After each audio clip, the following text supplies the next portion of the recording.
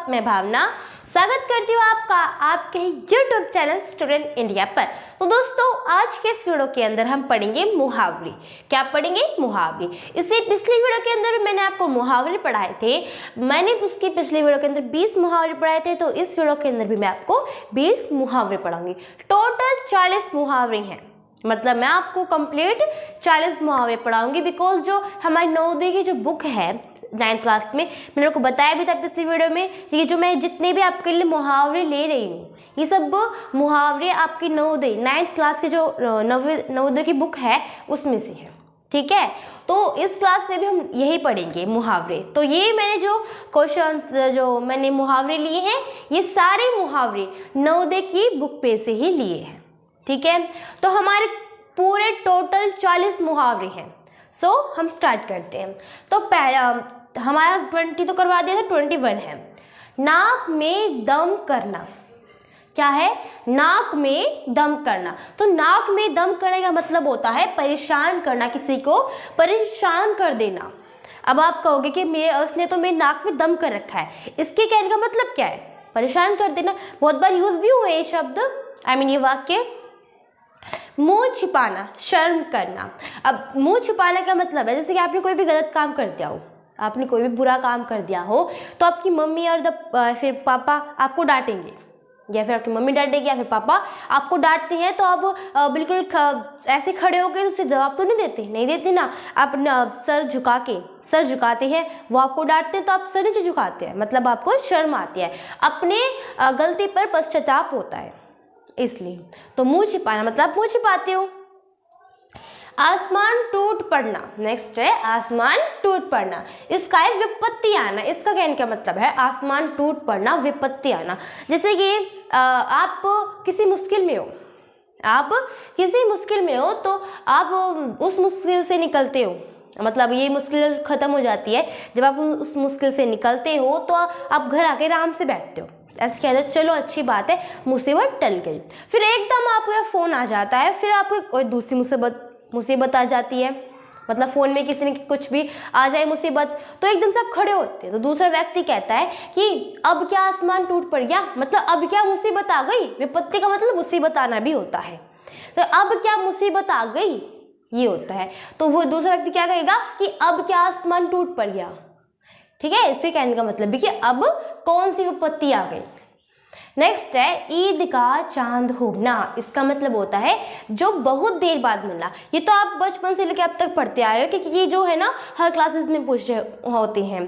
तो ईद का चांद होना होता है बहुत देर बाद मिलना, या फिर कभी कभी दिखाई देना, मतलब कभी कभी दिखना।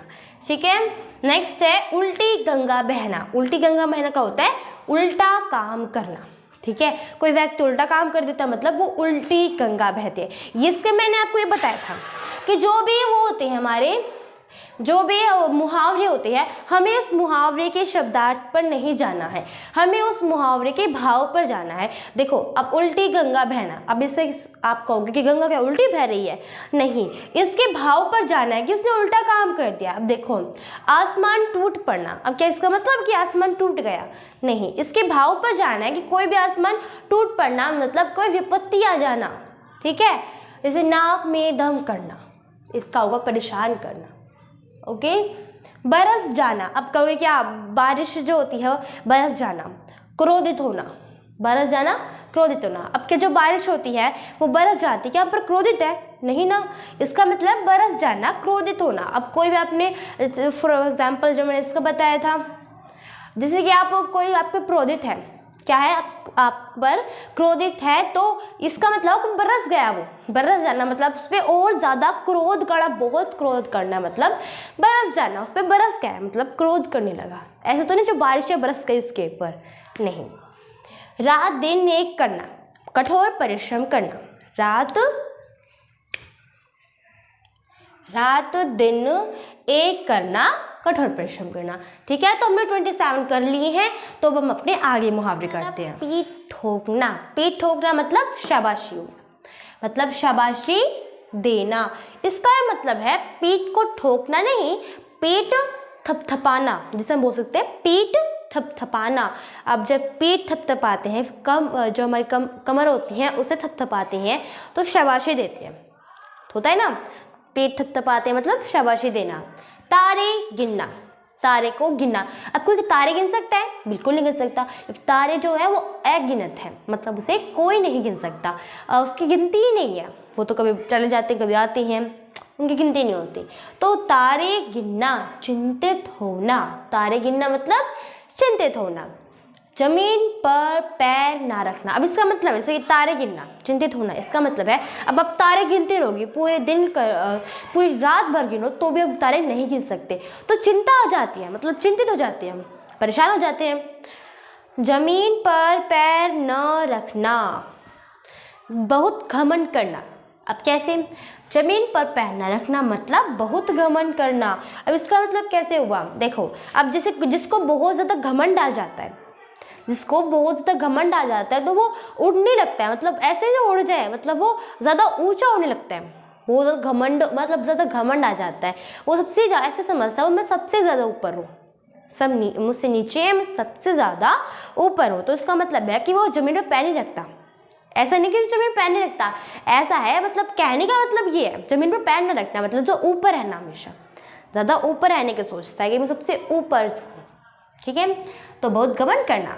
मुंह में पानी आना, किसी चीज़ को पाने के लिए लालच होना, किसी चीज़ को पाने के लिए लालच होना। अब देखो, मुंह में पानी कैसे आना? जैसे कोई भी चीज़ देख लो, कोई मिठाई देख लो, तो मिठाई देखते हम इसे पाना चाहते हैं, उसे पाने के लिए लालच होना, मतलब वो हमें बहुत ज़्यादा अच्छा लगता है। अब किसी किसी को तो पैसे का लालच होता है, तो किसी को खाने का होता है, या किसी को किसी चीज़ का होता है लालच। नेक्स्ट है नाक कट जाना। नाक कट जाना मतलब प्रतिष्ठा समाप्त होना। प्रतिष्ठा समाप्त होने का मतलब है जैसे कि आपकी समाज में बहुत ज़्यादा इज्जत है, मतलब आप सब जो सभी लोग होते हैं वो आपका सम्मान करते हैं। अब कोई भी बुरा काम कर देते हो आप, या फिर कोई और कर देता है तो क्या होता है? प्रतिष्ठा समाप्त हो जाती है, मतलब आपका जो सम्मान है वो समाप्त हो जाता है। नाक कट जाना का कहने का मतलब है कि प्रतिष्ठा समाप्त होना, आपका जो सम्मान है समाज में वो खत्म होना। आस्तीन का सांप, धोखेबाज या फिर ले सकते हैं, धोखेबाज भी हो सकता है या फिर कपटी मित्र। कपटी मित्र, अब जो आस्तीन का सांप है मतलब कपटी मित्र, उसने मुझे धोखा दिया है, ओके, मतलब वो आस्तीन का सांप है, कपटी मित्र या फिर धोखेबाज, इसके बहुत सारे मीनिंग हो सकते हैं, ठीक है। तो हमने 28 क्या पढ़ा था? पीठ ठोकना। दोबारा रिवाइज करती हूँ। पीठ ठोकना, शाबाशी देना, या फिर पीठ थपथपाना। तारे गिनना, चिंतित होना या फिर चिंतित होना, ठीक है। जमीन पर पैर न रखना मतलब बहुत घमंड करना, अपने आप को सबसे ज़्यादा ऊपर समझना। मुंह में पानी आना, किसी चीज़ को पाने के लिए लालच होना है, फिर हमें ललचाना बोल सकते हैं। नाक कट जाना, नाक कट जाना होता है प्रतिष्ठा समाप्त हो जाना, या फिर हम बोल सकते हैं कि हमें हमारे जो समाज में सम्मान था वो ख़त्म हो जाना। आस्तीन का सांप, धोखेबाज, कोई हमें धोखा देता है, धोखेबाज, या फिर वो हमारा जो कोई भी मित्र हो, जो हमारा कोई मित्र होता है मतलब वो कपटी मित्र है, ठीक है। तो हमने 6 पढ़ ली हैं, तो हम अपनी और नेक्स्ट करते हैं। तो 34 है कलेजे पर सांप लौटना। तो कलेजे पर सांप लौटने का मतलब होता है किसी से ईर्ष्या करना। या आपने बहुत सुना होगा कि कलेजे पर सांप लौटना मतलब ईर्ष्या करना। नेक्स्ट है कलेजे को टूटना,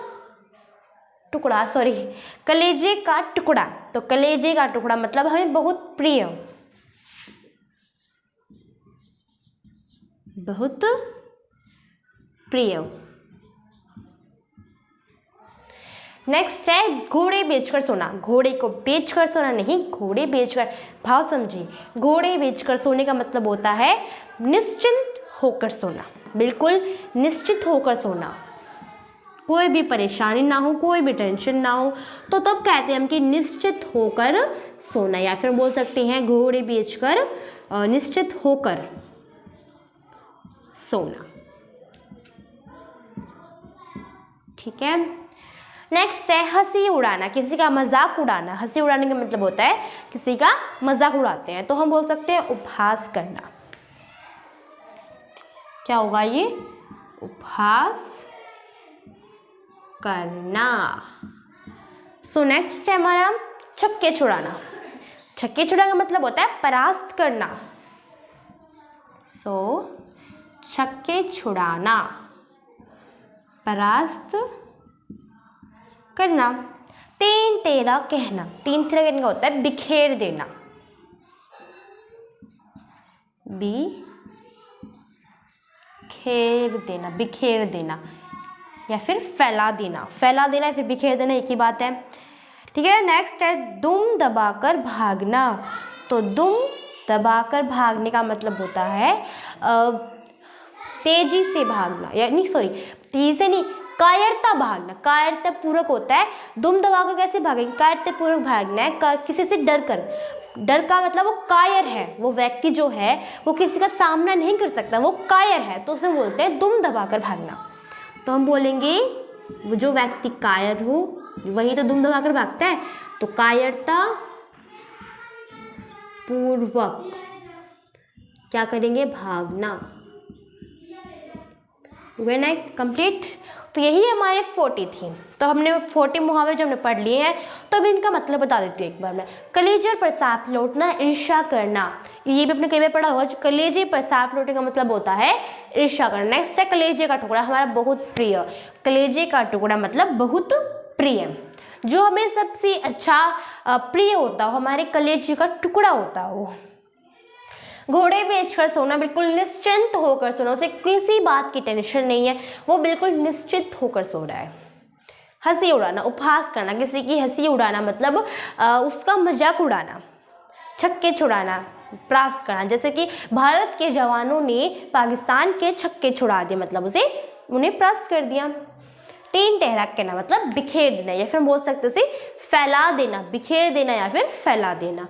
दुम दबाकर भागना, कायरतापूर्वक भागना। अब कोई ऐसे थोड़ा बहुत दुम दबाकर भागेगा मतलब कायरतापूर्वक भागेगा। अब जैसे कोई पुलिस है, पुलिस कायर है, जब किसी के पीछे भागती है, ये भागना वो भागना नहीं है। इस भागने का मतलब है कि दुम दबाकर भागना मतलब बहुत कायरतापूर्वक भागना। जैसे कि चोर है, वो दुम दबाकर भागता है, कायरतापूर्वक भागता है।